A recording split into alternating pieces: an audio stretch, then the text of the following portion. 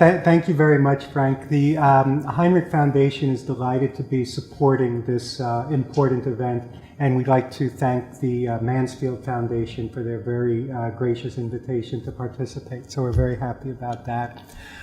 Since I've got several topics that I'd like to cover in relatively a short period of time, what I think I'd like to do is say just a couple of words under each one during my remarks, and then hopefully we'll have a chance during the discussion phase to dig into things a little bit more deeply. So there are basically three topics that I'd like to talk about. Number one is sustainable trade.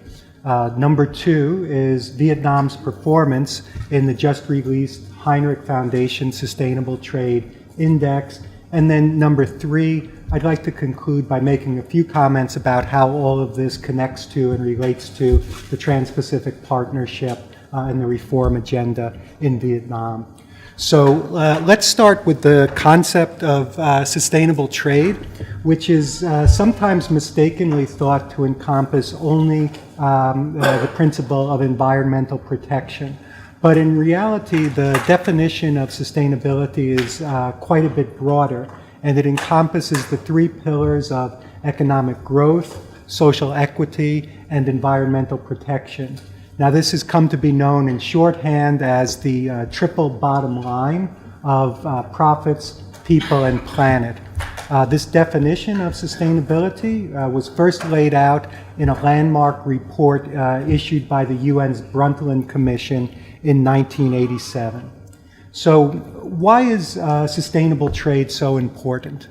Well, first and foremost, without sustainable trade policies in place, we see that the economic benefits of trade begin to rapidly dwindle, while the social costs and the environmental costs progressively grow more difficult. I think we've all seen examples around the world of countries that capitalized in the short term on commodity exports, for example, but failed to make sufficient investments in creating an educated workforce and in providing proper environmental protection. In almost every case, when you look at these countries, sooner or later they begin to face severe consequences as a result of a drop in demand for commodities or the exhaustion of that natural resource. And I think if we look around the world today, from Latin America to the Middle East to any place in between, we can see examples of countries that are wrestling with exactly these types of issues. So, what then would a sustainable trade policy look like? Well, a sustainable trade policy would attempt to balance long-term resilience against short-term goals. It would feature prominently a diversified export mix. And when I say diversified export mix, I mean both in terms of the products you're exporting and the countries that you're exporting to. We see sustainable trade nations typically invest heavily in technology and have low barriers to trade. Such a policy would seek to strengthen social capital by establishing quality educational systems, by having strong labor standards in place, and at least striving to the extent possible for low income inequality.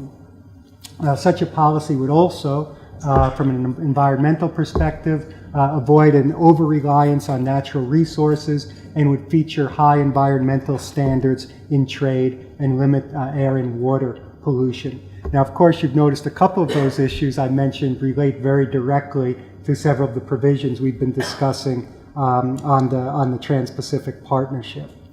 So the question then is, which countries have been successful in terms of their sustainable trade practices?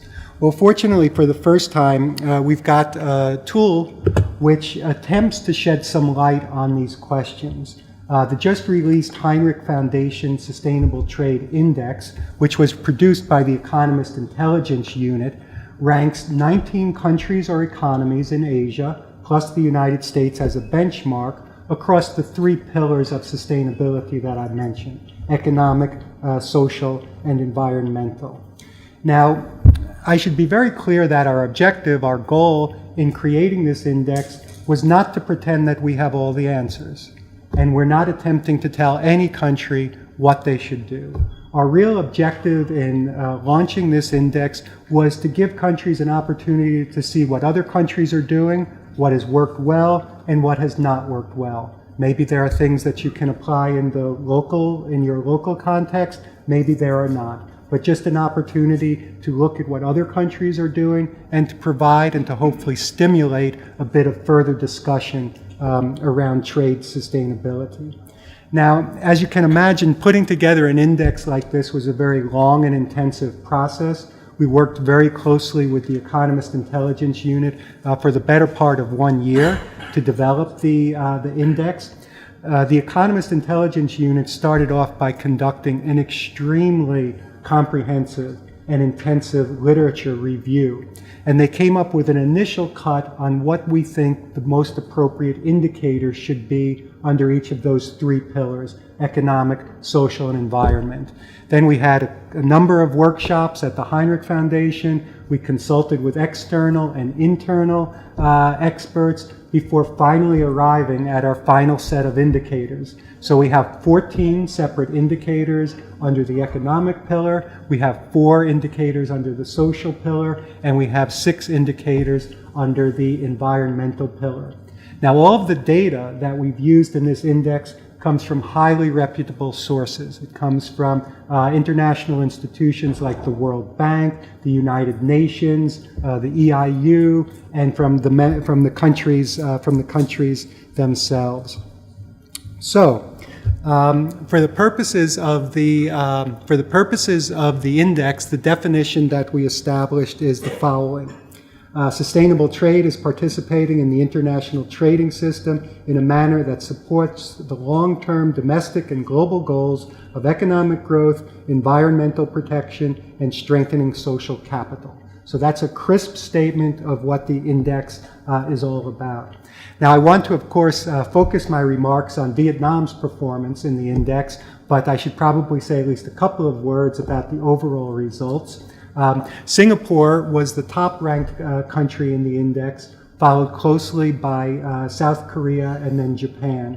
We saw a slight drop then down to the United States and Hong Kong, and a bit of a further drop down to Taiwan and Malaysia.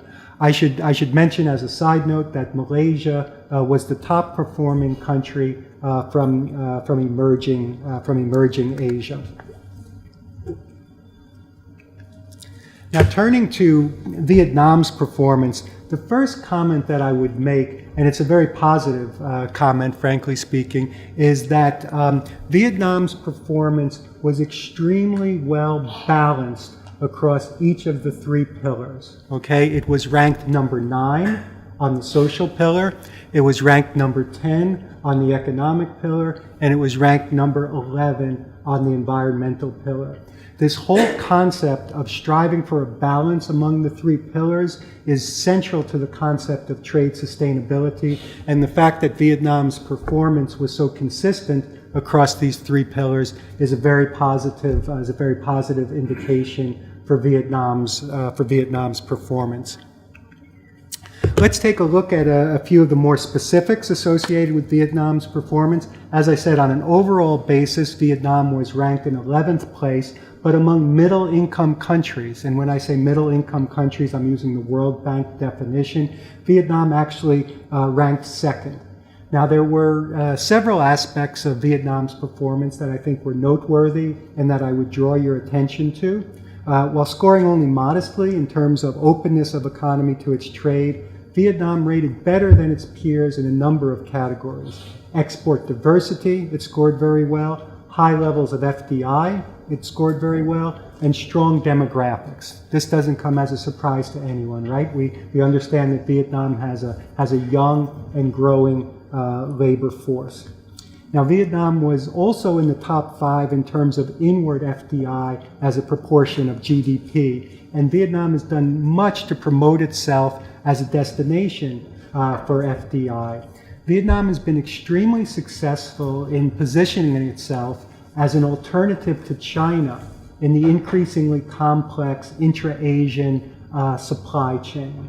And we've seen a lot of the large global corporations have really taken advantage of this. Samsung has invested a total of approximately $13 billion in Vietnam over the years. Samsung Display has announced plans to invest an additional $3 billion over the next 5 years, and Samsung Electronics is building another smartphone factory in the northern part of the country, and that's probably going to amount to an additional $3 billion in foreign direct investment. So this is a real success story for Vietnam.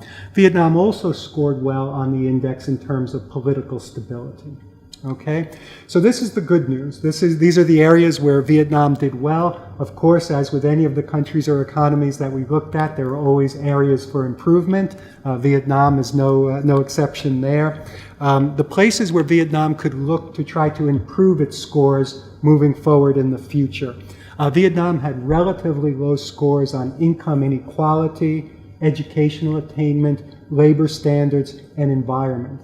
Of course, I'm sure what probably jumps out to all of you about that list is the relationship between that and the Trans-Pacific Partnership. So we can look to see the extent to which the Trans-Pacific Partnership might play a role moving forward in improving some of these scores.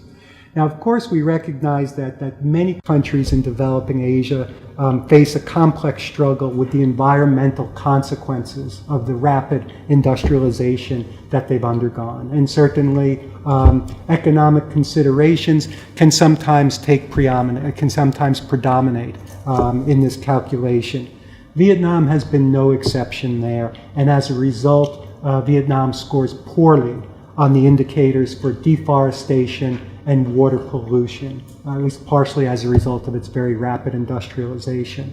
Now, on the upside, when we look at the environmental picture, Vietnam is also a signatory to several important international environmental agreements, and that helped to boost somewhat Vietnam's ranking on the environmental front. Okay. I'd like to say a few words now about the relationship between some of the issues that we see on the Sustainable Trade Index and the Trans-Pacific Partnership and the reform agenda here in Vietnam. Certainly, it goes without saying that the Trans-Pacific Partnership is very likely to support the further development of Vietnam's sustainable trade. And of course, the labor and environmental provisions are the two primary ways we'll look for that to happen. But there's an important point I need to make, and that is that FTAs, not just the Trans-Pacific Partnership, but any FTA can only drive a reform agenda to the extent that the signatory countries are truly committed, that they truly find it in their own self-interest and want to enthusiastically implement these reforms. I can tell you from the perspective of a former U.S. trade negotiator, I can tell you that despite the best efforts of trade negotiators to formulate absolutely watertight, absolutely ironclad, absolutely concrete trade agreements, the fact of the matter is there will always be gray areas of ambiguity. There will always be loopholes and exceptions, and there will always be differing interpretations over what exactly constitutes compliance with the agreement. And I think that's one point that has come out very clearly over the course of our discussions, and especially our discussions this morning. So TPP is certainly encouraging. It's encouraging both in terms of sustainable trade and the reform agenda here in Vietnam, but ultimately it is going to come down to implementation. The whole ballgame will be implementation. It will be contingent upon the willpower and the commitment of all 12 signatory countries of the Trans-Pacific Partnership to fully implement its provisions. Now, I wanted to take a couple minutes and talk about one issue in particular that's extremely important, that relates both to the issue of sustainable trade, the Sustainable Trade Index, and the Trans-Pacific Partnership, and that's the issue of foreign direct investment. Now, one of the key reasons that Vietnam scored so highly on the Sustainable Trade Index was that it's had tremendous success in attracting foreign direct investment. And if you were to look at most of the credible analysis that has been done on the anticipated economic impacts of the Trans-Pacific Partnership, most of the credible analysis has indicated that Vietnam can expect to see even further increases in FDI as a result of its membership in the Trans-Pacific Partnership. Now, I really want to stress that this has to be seen as both an opportunity and a challenge for Vietnamese policymakers as the FDI increases. We certainly recognize that FDI has the potential to be a strong driver of economic development through its direct impacts, through its indirect impacts, through its spillover impacts. We've seen example after example in which FDI can be a primary driver of economic development. But an important point I would encourage all of you to keep in mind is that FDI in and of itself is not inherently either positive or negative. Okay? The FDI experience it's highly conditional. Okay? And the terms, the conditions, and the stipulations under which FDI is permitted in a country and under which the FDI is provided will go a long way towards determining what are the outcomes and what are the results of that FDI. So with the anticipated increase in FDI into Vietnam that I think we're all expecting to see as a result of the Trans-Pacific Partnership, this is going to require Vietnamese policymakers to give very careful and very serious consideration to the policy framework they want to create around FDI. Now, from the perspective of the FDI providers, they're going to be looking to see a regulatory and a legal environment which is fair, which is transparent, and which is predictable. Okay? And I think this is all perfectly reasonable, and I think that is important. But just as importantly, I would stress that Vietnamese policymakers will need to carefully think about how to manage this influx in FDI so that it doesn't just bolster, that it doesn't just improve the bottom line of multinationals, that it also helps Vietnam meet its own economic development goals and objectives. FDI thrives when it is viewed as a mutually beneficial partnership from both sides, from the host country and from the multinational corporation that is providing it, and where we see respect and an understanding for the needs and requirements of both parties. One interesting example of a country that's dealing with a lot of these issues related to FDI is China. The Heinrich Foundation actually will be releasing shortly some interesting research looking at the Chinese experience with FDI and the results. If you've got any interest in that, in the Sustainable Trade Index, or any of our other research and thought leadership activities, I would encourage you to take a look at our website. We are very serious about engaging in a dialogue with other parties who are interested in these issues.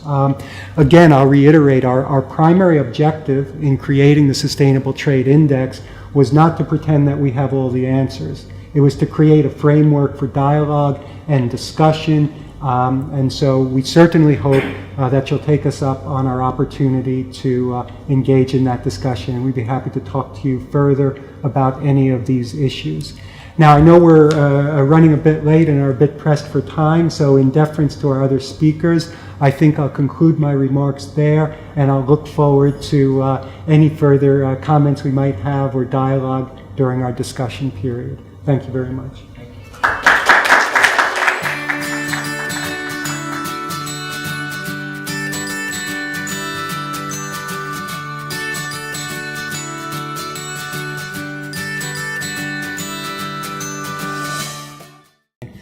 There's a couple of interesting aspects to this.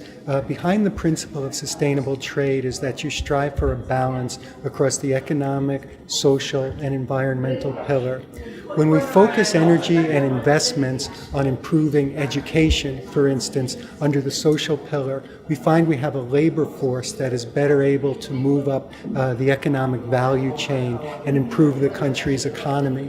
When we focus on environmental issues, we ensure that the people in the country are supportive of their government and that there's high levels of political stability. Issues like this are very important for foreign direct investment to continue to flow into the country.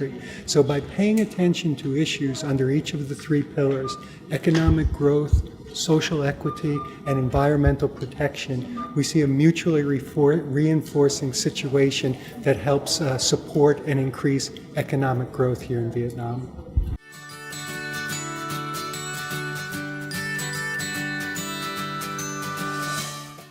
Actually, I think there's a lot of good news for Vietnam emerging from the Sustainable Trade Index report. Vietnam scored in a very respectable 11th place overall, but was number 2 in terms of emerging markets. Vietnam's performance was noteworthy for a couple of reasons. First of all, it was very well balanced across the three pillars, the economic, the social, and the environmental pillar, scoring 9th on the social pillar, 10th on the economic, and 11th on the environmental. Having a balanced performance is key to sustainable trade, so that's very encouraging. Vietnam also scored well because it's an attractive destination for foreign direct investment. It has strong demographics, a young, youthful labor force, and also good export diversity. However, as with all of the countries or economies ranked on the index, there are certainly some areas for improvement. Looking forward to the future, Vietnam should strive for greater income equality, improve the educational system, and of course, environmental and labor standards are also very, very important. But on the whole, I think Vietnam should be quite proud of its performance in the index.